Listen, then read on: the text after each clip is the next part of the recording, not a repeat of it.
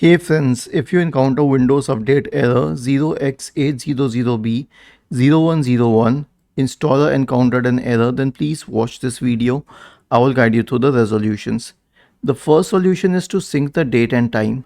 Right click on the start button, select settings from the menu, go to the time and language tab on the list on the left hand side, select date and time, make sure that all of these switches are turned on, click on sync now. The next solution is to run the Windows Update Troubleshooter. Right click on the Start button, select Settings from the menu, go to the System tab on the list on the left hand side, select Troubleshoot, click Other Troubleshooters, click on Run corresponding to the Windows Update Troubleshooter. The last solution is to reset Windows Update components. So I have a script for you here.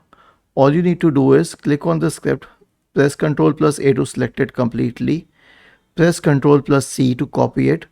Search for command prompt in the Windows search bar and click on Run as Administrator in the right pane. Paste it here and hit enter. This will run the script and I'll tell you what the script does. It stops all services associated with Windows updates, delete the user profile, delete the software distribution in cat root 2 folders, and then deregister all the DLLs, and then reset WinSock, and finally you can restart all the services associated with Windows updates. Was this helpful?